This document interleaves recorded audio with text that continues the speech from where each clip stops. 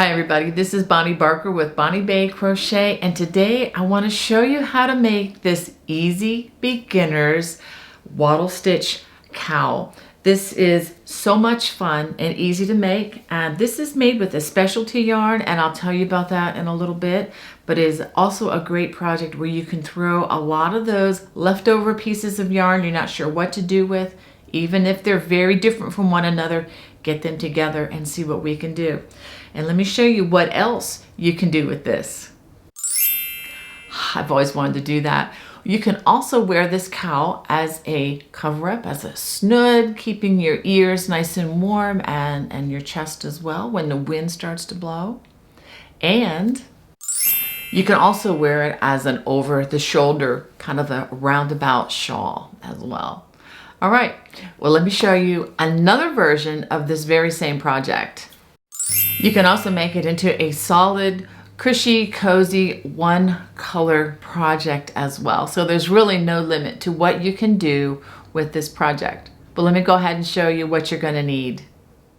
For this project, I'm going to be using two yarns.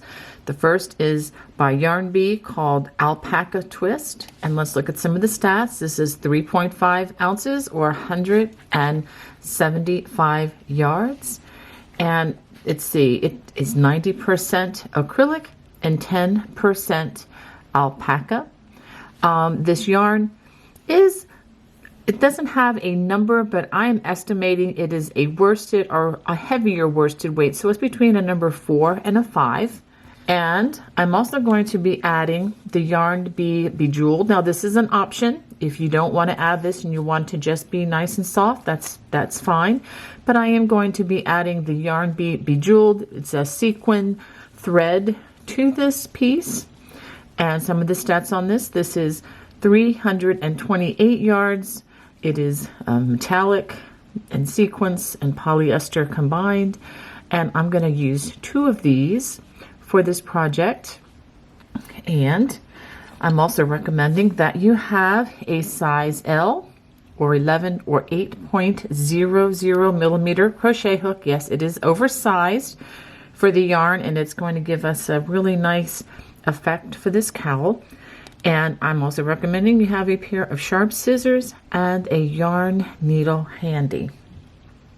One other thing that would also be very helpful is if you have a stitch marker. This again is optional. You don't have to use this, but this will be very helpful in knowing where the beginning of the round is. Before we get started, let me say something about the size. The circumference of this cowl or shoulder wrap is approximately 42 inches. Now, should you like to add to that 42 inches to make it just a bit wider, should you have a wider set of shoulders, or you want to make it extra large or 2 or 3X, all you need to do is for each inch that you add, and before you begin, I highly recommend that you just measure yourself or have someone measure the circumference around yourself, and do keep in mind that the yarn is going to have some additional ease built in. So while this particular project is 42 inches in circumference, there is additional ease. In other words, it can stretch a little bit larger than that.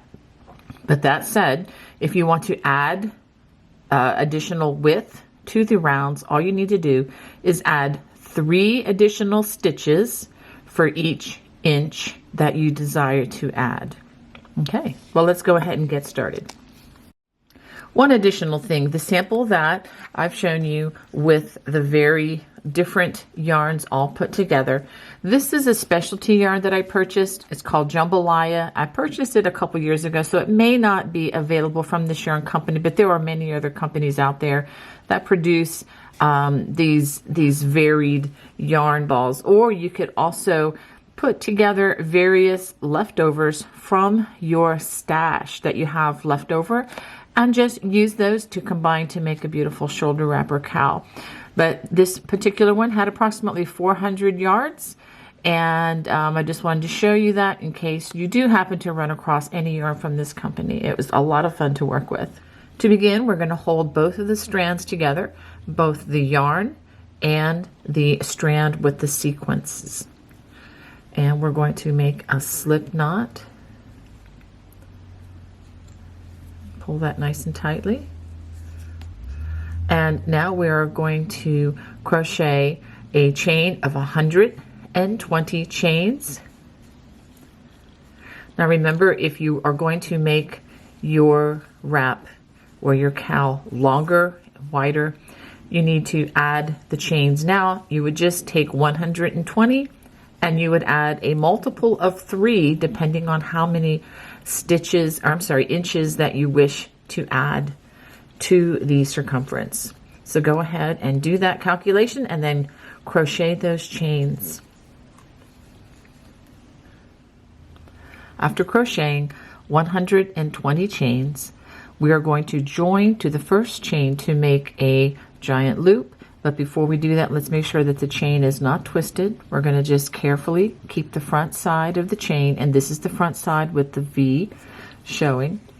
Let's go ahead very carefully, and it's a good idea to take your time in doing this as we start the foundation round.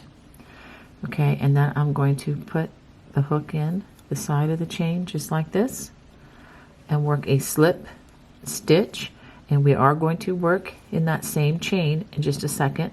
Go ahead and chain 2 and working in that very same chain, and if you would like you can even work over this thread at the same time, not to confuse you, but I'm going to go ahead and work over this left over remnant there.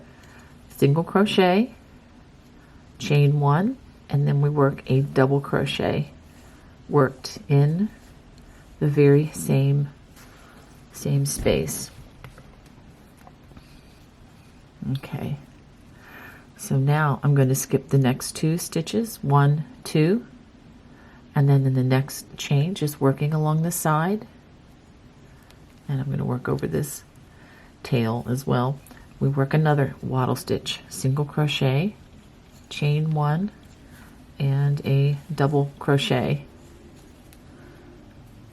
And I'm going to work over this strand one more time. We're going to skip 2, 1, 2, and then working in the next chain, and go ahead and bring that strand over there. If that's too much to deal with the loose strand, just leave it alone. Don't worry about it. We can hide that at the end. Single crochet, chain 1, and a double crochet, again worked in the same chain. And let's pause and see what we have. And that is what we are going to work. I'm going to go ahead and let's go ahead and trim this so we can be done with this. There we go.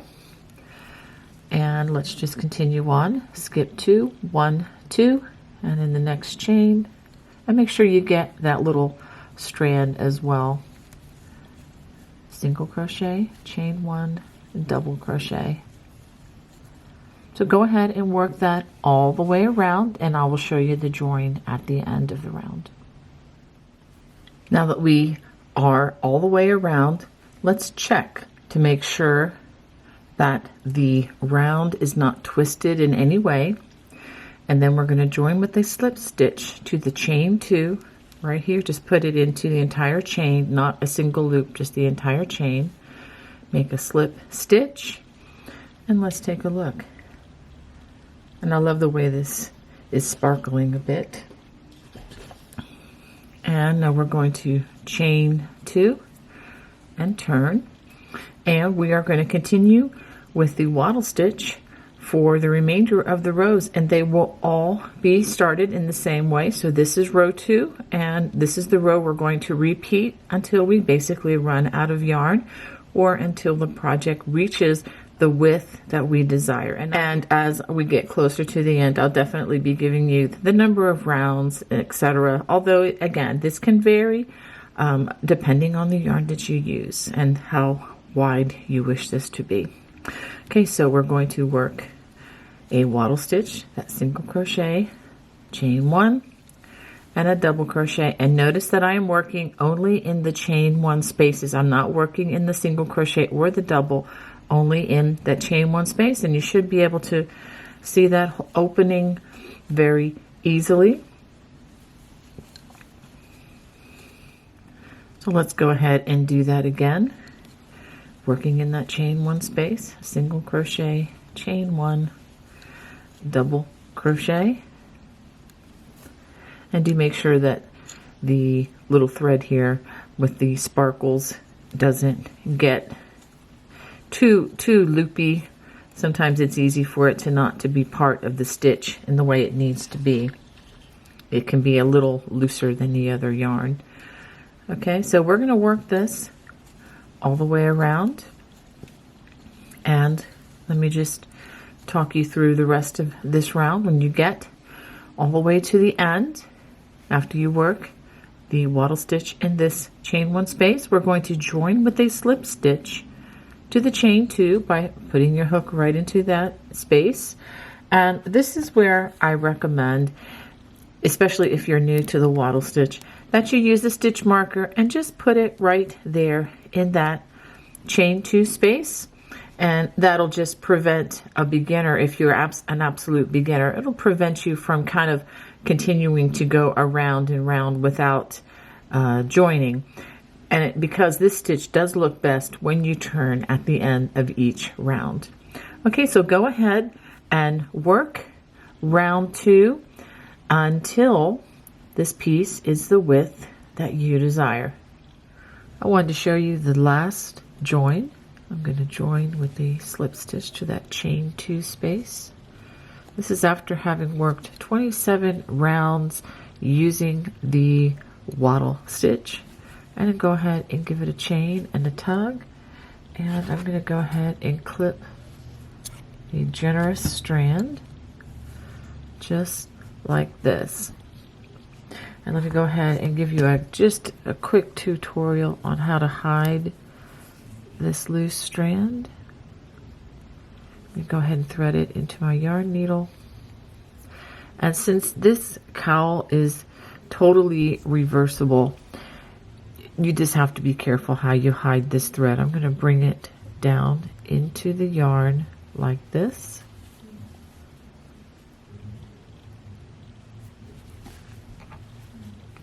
And let's go ahead and run it down into some more stitches by coming down like this and under these 3 and down here into this stitch, and then I'm going to run it under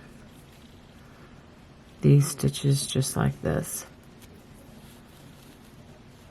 And I think that's going to be plenty. I'm going to pull back on this a little bit. And now taking your sharp scissors, you want to cut close, but not too close to the stitches. You want to make sure you don't cut your stitches, only the yarn.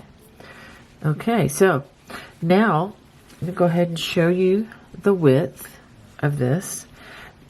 The width from the really the bottom is over here where we started to the top is approximately 12 inches.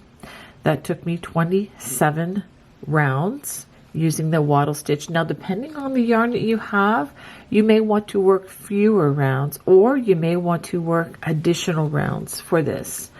But whatever you decide, I think as long as you keep within the parameters of 12 inches or so wide, and but between 40 and 42 inches around, that would be for the medium to large. Now, again, if you want that to be larger, with the circumference going around, you can certainly do that, as I mentioned at the beginning.